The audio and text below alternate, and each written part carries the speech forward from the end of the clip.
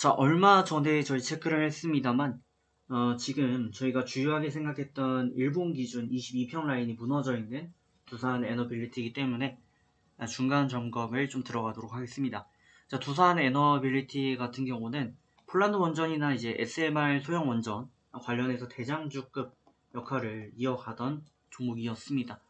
그래서 관련해서 강한 이슈를 좀 맞이하고 있었고, 일본을 기준으로 22평 라인에 대한 대응을 추천해 드렸던 바 있습니다. 그래서 이 노란 라인을 이탈 마감하면 이제 매도, 그러지 않으면 가져가시는 전략을 추천을 드렸던 바 있는데, 지금 흐름은 보시는 것처럼 라인은 일단 이탈이 나와 있는 상황인 것이죠.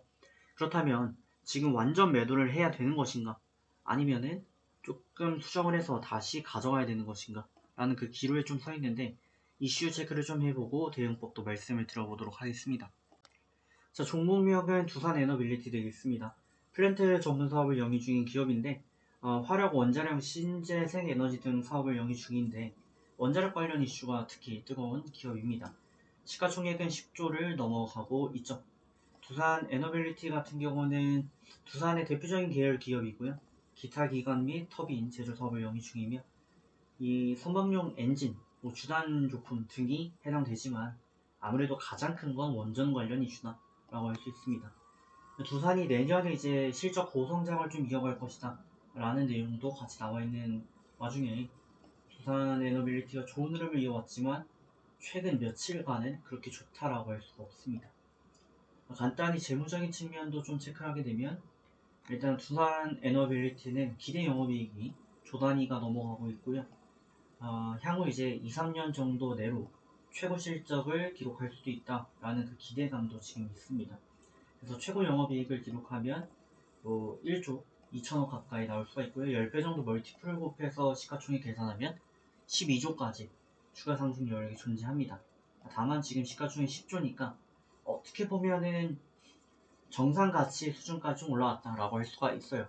저희가 흔히 이제 주식을 비교할 때 산책하는 강아지라고 하는데, 사람이 이렇게 길을 간다라고 가정을 하면 목줄하고 있는 강아지는 화분에 냄새도 맡았다가 오줌도 쌌다가 하면서 왔다 갔다 합니다. 근데 결국에는 이 라인에 수렴하게 되어 있죠. 근데 이 과정 속에 다소 고평가되는 구간도 존재하고요, 저평가되는 구간도 존재합니다.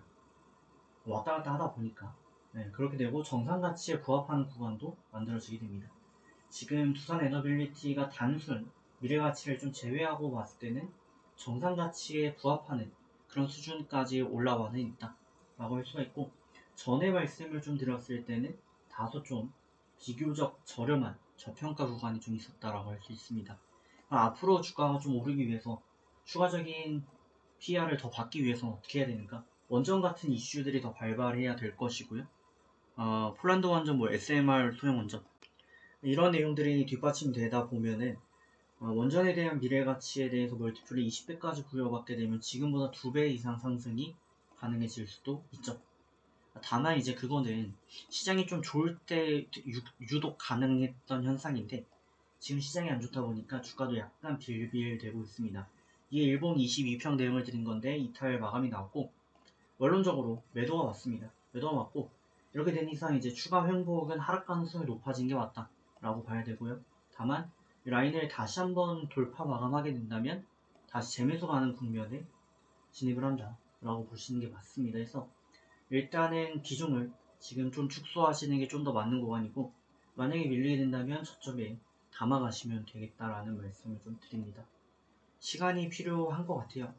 추가적인 이슈가 생기고 또 추가 상승 동력이 생기기 위한 시간이 좀 필요하지 않나 해서 좀 약간 쉬어가는 구간으로 생각하시면 좋을 것 같습니다.